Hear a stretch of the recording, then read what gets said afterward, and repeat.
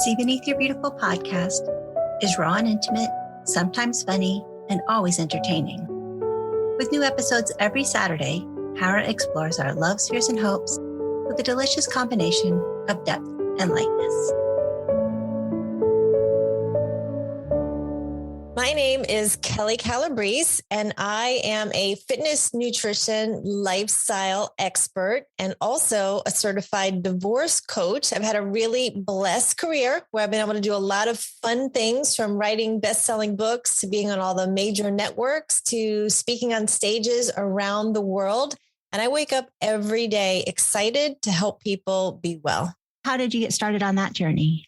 When I was 13, I wrote in my journal, my diary, I will be an exercise therapist, really not knowing exactly what that meant. But at 13, I had figured out that I loved when I was running, dancing, jumping, swimming, cheerleading, anything I could do to get this endorphin high. I was like, what do people not get about this? Like, this is amazing.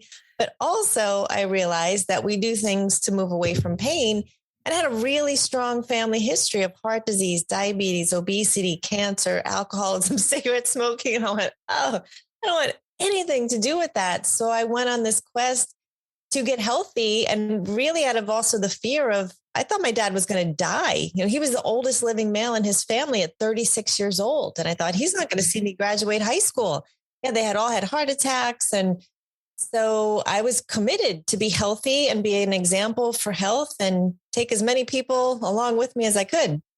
At 13, that's pretty amazing, because we all start our dieting journey. Not all, but some of us start dieting at 13. We know what we want, but then there's a roller coaster ride. You never rode the roller coaster. You just always knew. No, in fact, even today, that everything I do will still always line up with what I call divine health. I want people to be well physically, financially, emotionally, relationally, professionally, spirit, like in every way. That's why I get out of bed in the morning. The vehicles have changed. I've done outdoor fitness boot camps. I've done online training. I've done so many different things. So the vehicle may change, but the mission is always the same. I hate poverty. I hate obesity. I hate disease. I hate lack. So that fires me up every day, because 95% of it really is a choice. It's a matter of helping people to change their thinking, which changes their actions, which changes their habits, which changes their character and their identity. Yeah. So it's just backing it up from really a body, mind, spirit approach. So how do you help people with their mindset? One of the things is identity. One of the first conversations that we'll have about who you are in this world. We have all these titles of, I'm a mom, I'm a wife, I live in this neighborhood, I drive this car, I wear these shoes. But really, when it comes down to it, if all of that was stripped away in a moment, which it can be, it happened to me. Who are you really? So it's getting down to that soul work of being okay, being alone, but not lonely, of getting to know who you are in the world, not comparing to anyone else, that you have an incredible purpose on your life. You have passions inside you, and really renewing your mind to the past, that the past is absolutely in the past. It's not even the way you remember it. There's nothing we can do to change it. Right. And to spend your time looking in the rearview mirror is going to leave you filled with regret. And so I get them to really release the past and get super present and get excited about a vibrant, amazing future that they get the opportunity to create. What do you offer? I mean, how do you do that? Well, I'm working really specifically right now. I do life coaching, one-on-one. I can't take a lot more clients, but I can still fit in some. But I've been working with groups doing divorce coaching, really. So any woman who's gone through any breakup, any separation, any grief that they have not yet overcome, whether you're thinking about getting divorced or you're 7 years post-divorce and keep dating the same guy, or you've isolated yourself, I created a program based on the 3 years of work that I did after my divorce. If anyone's gone through the divorce, it's like a tornado came in, it blew up your world, it left this gaping hole in your heart, and everything has been scattered about. And you're like, how do I get the pain to stop? And everyone's going to do something to get the pain to stop. So you might isolate, you might medicate, you could overexercise. You could take something good, but do it to the excess. I want them to do something really healthy. So I went on a quest, and I went to the retreats, and I went to the seminars. I read the books. I did all the things. I went to the counseling, the healing place. And I put together the program I wish I had. And so that's one of the things that I offer. It's called Intentionally Fabulous is the program. And it's available anytime. People can jump in and get started. Awesome. And you got divorced after how many years? What happened with that? So 24 years was when he came home and said he was not committed and he left. And I got served on my 49th birthday and we settled on what would have been our 25-year anniversary. So I guess you could say 25 years married, 26 together. Yeah. How old are you, if you don't mind me asking? I don't mind at all. I'm 52. Because you look 30-ish. Well, thank you. You're awesome. It is all the good choices, good living, clean living, great habits, some good genetics. Yeah. Yeah. I mean, I do work at it. I haven't done any plastic surgery or anything like that, but we all are going to eat every day. It's just a matter of what do you choose to eat and drink. And I have found things that really work and I share them with my clients. And I do feel like I'm 30, not 52. Yeah, I totally see that.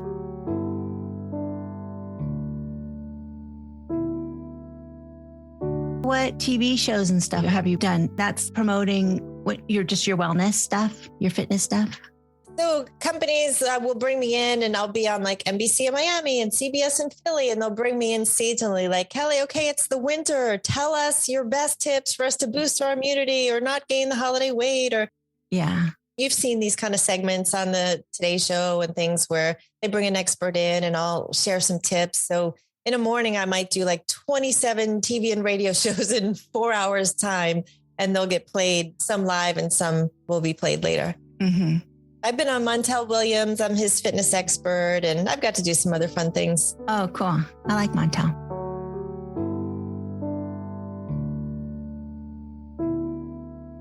Let me go back a little bit. You did not know your husband was thinking of leaving?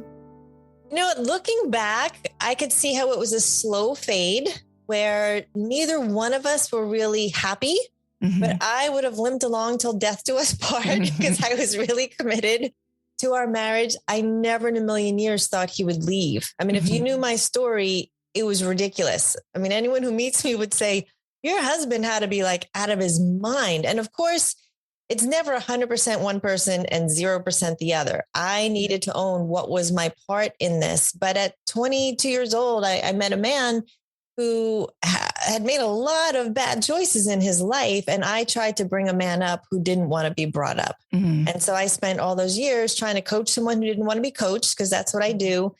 And, he got to a point where I think he realized I'm never going to be the husband that she really wants or deserves. And he also, he had his own issues. He was 100 pounds overweight our entire marriage. He had been, bankrupt and foreclosed on, and, had 26 jobs, and there was a lot. So he had his own self-worth issues to deal with.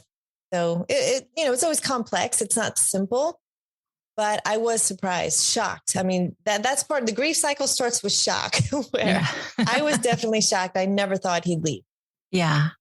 I have been divorced, and the first year is the craziest. You just have no idea where you're at. And I had a criteria when I was dating years later that you had to be divorced for at least a year before I would even go on a first date with you. And then, of course, I met my current husband. He wasn't even divorced when I met him, but I just fell in love with him right away. And so all my criteria went right out the window. He couldn't have little kids. He had a little kid. Anyway, it was just funny. Like when love strikes, all those things go out the window. But I do think you should give somebody the first year, like in Alcoholics Anonymous, how you're not supposed to date for the first year. That should be true also of people going through a divorce. Yes, I did study and get certified as a divorce coach through the American Association of Christian Counselors, never thinking I would be a divorce coach. I mean, not in a million years did I think that would be my platform. I'm just a knowledge person. So I wanted to learn for me. And there's definitely things they say like, wait a year. And I remember when I was with my counselor, he said to me, Kelli, when word hits the street that you're available, the men are going to come calling, please do not get married for at least 2 years. And I was like, oh, I don't even want to look at another man. I do not want to take care of another man right now. Well, it's been 3.5 years and I'm just starting to open my heart to dating now. Yeah. I had a long time of just being still, being hidden, being silent, but being okay being alone. I needed to be okay being alone. Yeah. I was single for 13 years, I believe. And the very last boyfriend, right before I met my husband, was going to cheat on me. I found out before he did it, but I took time off from everything. And it was all about me loving myself and not needing a man to make me feel loved. Yes. Yeah, absolutely. Yeah. That is so true. My former husband was engaged within a month of our divorce, re-engaged. This was actually his third wife. And then he was remarried really quickly. So there were so many insults. I mean, it was just like trigger. Like you think like, I'm okay. And then, you see pictures of his wedding and then I'm okay. And so it takes some time, but it all gets orchestrated. Like you said, when you're at peace and you weren't looking for it, that's when it shows up. And not how you expect. I had a rule, but his face was so cute. I totally skipped over his bio. I love that. He even smoked. I saw his face and I forgot to read. Oh my goodness. That is so funny. And I hear the opposite too, where, the super handsome man, they're not the ones, with the good, deep core values and integrity and trust. And it's the one that you might not be attracted to, that they're really just going to adore you. And I feel really lucky. I kind of did my penance, 13 years single is a long time, raising 2 little girls and then women. I feel like I deserve this gorgeous, nice man. I agree. No compromise necessary. Yeah, exactly.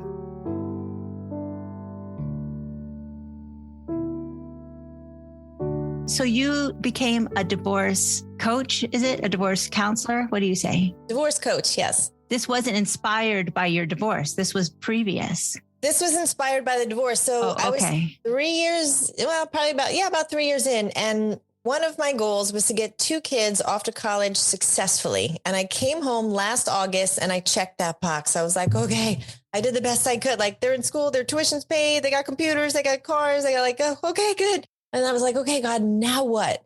And I really felt like it was supposed to be divorce coaching. And I didn't want to do it. That's how I knew it wasn't me, because I did not want to be out there. I'm like, I'm sure my kids aren't going to like this. I'm sure my former husband doesn't like this. I'm sure my future husband is not going to want me to be the divorce coach, but my heart just breaks for these women. At the time I got divorced, I was in a beautiful neighborhood, $1 million gated golf course, all that.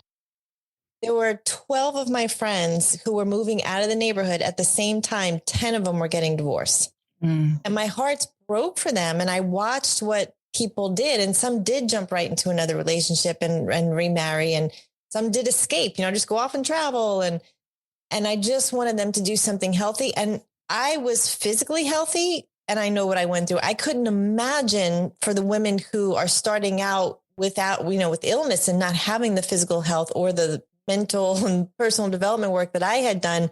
I couldn't imagine the torment and the torture.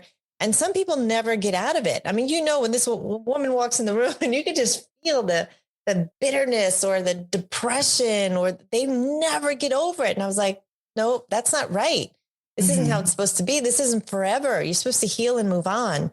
So I just got really committed to help because I see the suffering. Have you ever suffered from depression or been in a funk where you know what to do and haven't been able to do it? Have you ever been in that space? Not until I was going through the divorce. I was always the super achiever. At one time when I moved to Texas, I switched accountants and she said, Kelli, you have 13 streams of income. Do you realize that? And that was me. I was writing, I was speaking, I was consulting, I was editing, I was spokesperson. And I absolutely had PTSD. My brain could not function. There were days I got up and I'd go in the gym and I'd lay on the floor and cry. And there were lots of days like that where I knew I was driving my kids crazy. They'd be like, Mom, you just asked us that. Mom, we just told you that. I knew people were talking, but my brain just was not working. So in going to one of the counselors, they did an assessment and he looks at one of my profiles and he goes, Kelli, this is like the healthiest profile I've seen. You're empathetic, you're sympathetic, you're this. He goes, but you're depressed. And I was like, oh. It was like he told me I had cancer. I was like, no, you don't know me. I am the encourager. I coach everyone I can. But I was, and I needed someone to give me permission to be depressed. And I went home and I sat in it for like 3 weeks and really grieved the unmet expectations, the dreams that were blown up, the It felt like I ruined my kids' lives. I really sat in it for about 3 weeks. And about 3 weeks later, I got up and dusted myself off and said, okay. And not that I'll never be sad or depressed again, because there's definitely hard moments. I mean, life is a struggle. Life is hard, but it was like he gave me permission when I did that assessment. And so, yeah, I'm not normally a depressive person, but I was absolutely depressed. And that's part of the grief cycle. And I didn't know this, but you're actually on the upswing when you're depressed. So there's, denial and shock and bitterness and deep sadness and anger. But when you get to depression, you're on your way back to healthy if you work through it, if you don't stay there. Yeah. I'm glad that you went through that so that you're not just always happy and so people can relate to you because you have suffered through it and understand it. Because it's really hard if you've never been depressed. It's hard to understand if you're just not that you just never suffered through it. Is that what you're helping women with if they're in the middle of their depression from a divorce? Or how do you help the women going through a divorce or on the other side of the divorce? Yeah, what a good coach does is obviously they're empathetic, they're sympathetic, but asking really good open-ended questions that get people to think differently. Yeah. To get people to imagine what the future could be like. Or sometimes I'll start with a to-don't list. Before we do anything new, before we talk about changing, what is it that you're doing right now that if you just stopped that one thing that's not serving you, that's not healthy, that's not bringing you to the next level, what's something that you're committed to stopping? Mm-hmm. And then I let them think about that and consider what that, and they know it doesn't mean they're ready, but choose the thing that you're ready and committed to do. And you start with that one small step and you're like, well, I'm binging Netflix for hours and not sleeping. Okay, so tell me what you could do. Well, I can just watch one or I could, whatever. Just so getting them to stop something a lot of times is a good start instead of trying to add things to do, because then it opens up space to go, okay, now I start to feel better because I'm sleeping more. Now I'm sleeping more, I have more energy. And, it just kind of cascades onto other things. So even starting with a to-don't list is a simple place to start that they can grasp. Like, don't tell me to be positive or start exercising but okay, I can stop drinking a bottle of wine every night. I can drink half a bottle. Okay, good. Let's start there and we'll check in next week.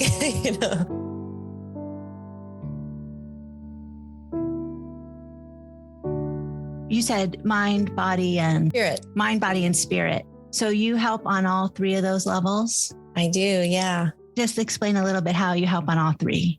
Yeah. So you really can't disconnect the three. When I first started working with people, it was on the physical level. I was a fitness trainer. I had got a master's degree in clinical exercise physiology. So in working on the fitness, I would see physical bodies transform. But what I started to notice was they would come in and they go, Kelli, the people at work are saying I'm a better boss now because I lost my belly and I'm just happier. I'm sleeping better. I have more energy.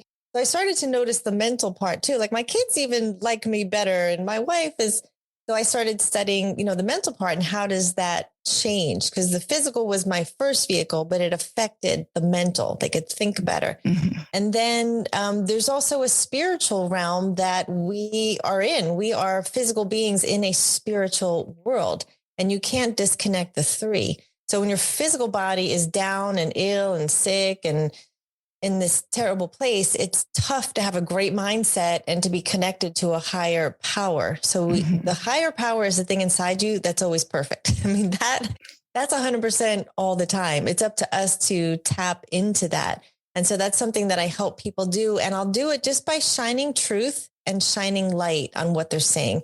Because a lot of times there's a lot of self-hatred. If they were left in the marriage, they feel rejection. So if you understand that there's a God that isn't rejecting you, and you put that in perspective, that there's hurt people out there that are hurting people. You got hurt by someone who was hurting, you're hurting, but there is a God who's perfect and who loves you and has a good plan and a good purpose in your life. So just giving them hope in that truth. So catching their talk and stopping them when they'll say things that are self-deprecating, giving them things to inspire and give them courage. That's the tipping point between the dark, which is being a victim. That's where you've allowed the world to just come at you and you feel like you're helpless. There's nothing I can do. Everything's out of my control. That's that dark down victim. You have no hope. And then the highest level is that love, joy, peace, patience, kindness, goodness, gentleness, self-control. To get them from victim to there, the tipping point is courage. So I've got to get them to believe and to build their resilience back up. So during divorce, especially, you've been knocked down at least 10 times, but you've got to get up the 11th or not, right? We have a choice. Like, how's the victim place working for you? If you contacted a coach, there was a reason. There was some belief in there that you could be better. Mm-hmm. So those are some of the things, get them to stop rejecting themselves. And then God does his part. I just plant the seeds there by getting them to change their thinking, to change their language, to speak affirmations and positive things over their situation. And then God will show up and miraculous things will happen too. So I'm just really partnering with a higher power. So before their sessions, I will take time and really pray and consider. And a lot of times I'll get a word for them and I'll just write it on a sticky note. And at some point in our conversation, that word will come up from them. Mm-hmm. And I'll say, oh, I got that word for you today, resilience or, whatever, victory or whatever the word is. So it just builds their belief.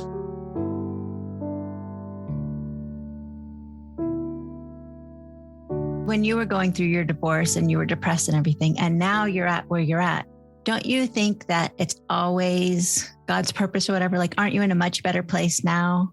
I am. Than had you stayed in a marriage till death do you part because that's what you were supposed to do? Absolutely. I mean, year 2 was really about me realizing you were an enabler. You were a perfectionist. You were a control freak. So I needed to work all of that out in me. I needed to hold the mirror up and say, what was your part? Mm-hmm. And I think a lot of women are probably like me. I married someone who was, irresponsible, foolish, and I was already pretty intense, but it put me in this other ditch of I'm going to make sure the kids get in the best schools and have the best coaches, and we're going to have this great life. Mm-hmm. So I needed to release all of that. And man, the next husband, which I will be married again at some point, he's getting like Kelli 2.0. Like, I'm not doing any of that stuff anymore. I don't want to control anything. I don't want to be the provider. Yeah. I don't want to enable, control, try and perfect. None of that. I have really worked all of it out. I'm so happy I met my husband when we met each other, because we're both multiple marriages and we're ready for each other. Sometimes it's just everything works out the way it's supposed to. And my first husband was very angry at me for divorcing him, but I think he should be thanking me because he's been in a happy marriage for 14 or so years. Like, you're welcome. Yeah. I can now say, and I never thought in a million years I would say it, I'm thankful he left. Yeah. I'm thankful he had the courage to leave, because I wouldn't be who I am today. And I'd still be limping along till death do us part, miserable. I mean, I wasn't happy, and neither was he. He just had the courage to leave. And you're showing your kids a really bad example of marriage. I think so. Yeah. Yeah, they exactly. think that's what marriage is supposed to be, and they're going to model what they saw. So why would we want to show them two parents who don't love each other and maybe even hate each other? Right. My husband and I are very gushy over each other still, like 7 years later. And my daughter's always like, that's disgusting. I'm like, it's so much better than the alternative, though. This is so nice to be so gushy. It totally is. And, talking about, being thankful that we're not together anymore. The highest level of forgiveness is when you can actually bless the person in the area that they hurt you. So for my former husband and his new wife, who I know, I totally can say from the bottom of my heart, 100%, I have no bad feelings. I wish them nothing but the best. I hope they complete each other till death do they part. I hope they make it. They're happy. They're healthy. I have no ill will whatsoever. Really released it. Yeah, me too. It took a long time, I have to say, for me to stop being the victim, for me to see my side of everything and to take my responsibility. But once you do, it's so good, because I have apologized to my ex for all the things I've done, and not in any way where he could also apologize. It was a statement, and I didn't say anything about him. Just, these are the things I see what I did, and I'm sorry for them. Wow. And it was so great for both of us. There's so much power in an apology. And a lot of us didn't have, forgiveness that was really modeled growing up. I mean, most people didn't see their parents. I'm sorry, please forgive me. I love you. Try never to do that again. It was, tell your brother you're sorry. And, there's no real. Right. But to see that modeled, there's power to that. Yeah. Yeah. It just gets rid of all the bitterness, and it's up to them whether they receive it or not. You did your part. I'm so glad that I modeled that for my children. I didn't even realize I was doing that because my parents got divorced when I was 1.5. And my mother hated my father. My dad was like the nicest person too, but she made it hard for me to love him publicly because it was like betraying her. So that's what she modeled. So I'm glad that I didn't do the same to my children. There's so many sad statistics for children of divorce. I mean, it is not great at all. They're more likely to be divorced and literally teenage pregnancy, jail. I mean, crime, there's a lot of stuff, but it doesn't have to be that way. In fact, I have a free report on my kellicalabrese.com page, how to not have your child be a statistic of divorce. Mm-hmm. And there are certain things like they don't want to be put in the middle. They don't want to, here, bring your dad as male or, that kind of stuff. They don't want you talking about their mom or dad. And when we're that hurt, we don't even realize that we're doing it. Right. My daughters used to say that my ex would talk poorly about me and they'd say, stop talking about my mom.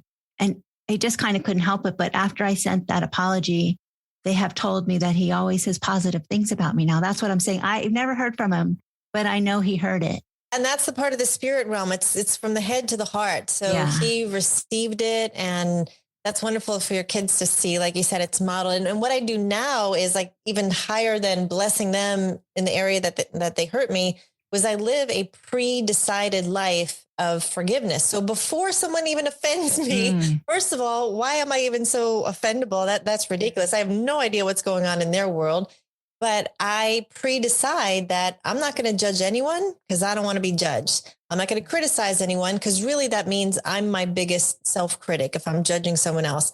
I'm not going to play a victim. I pre-decided whatever's going on in the government that I'm still going to wake up and be joyful. I'm going to create a win-win. So I just go out into my day pre-deciding not to be offended and to quickly forgive, because if something happens, I don't want to carry it. My peace is way too expensive and too important for me to carry anything for more than a moment. I love that. The more I love me, the more I love you. The more at peace I am with myself, you can't really piss me off because I'm just at peace. I assume that you're coming from the best place in your heart. You're doing the best you can with the knowledge you have. I think the more I love me, the more I love everyone. That is so good. Yeah. If you're loving yourself, you're not blaming yourself, judging yourself, you're talking positively to yourself, you're going to talk positive to others. What is in your heart when you get squeezed, pressured, stress of life is what comes out of you. So it just shows you if someone's quick to be angered or so defensive, that's what's in their heart versus someone who's looking for a solution or quick to forgive or to find something encouraging to say. That's what's in their heart. Somebody I think who critiques themselves all the time is also critiquing you. So somebody who's constantly negative, I'm sure they're thinking negative in all areas. Absolutely. The people who are the most critical outwardly are the biggest self-critics. Like the ones who are trying, also like the biggest bullies are the ones that have the lowest self-esteem. Definitely.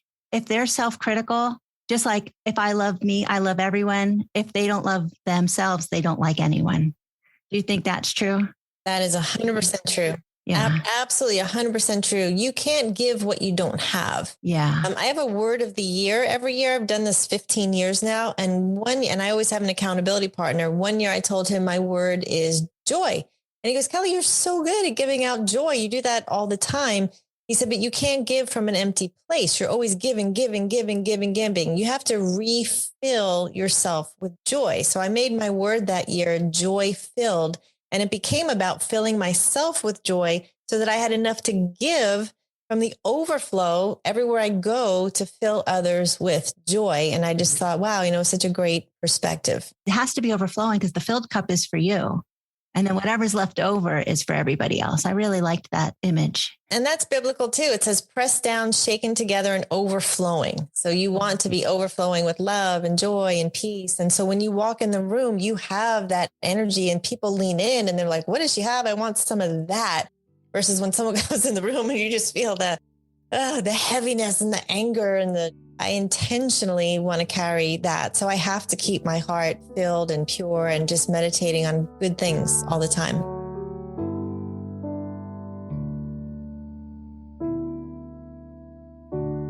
It's really important that we live a life of celebration. Literally look for things every day to celebrate. Otherwise, you will burn out. It's hard to even someone who's a driver, just go from goal to goal to goal. Just take the time every day to find something to be happy about. One of the things I do is I committed every night to filling a page with gratitude. That I was not going to stop and fall asleep until I thought of things to be thankful for. And when I started, it was very mechanical, like, okay, I took my vitamins, I walked the dog. But now it's like, wow, nobody gets to have the day that I have. I just go throughout my day looking for things to be grateful for, and it changes your whole perspective.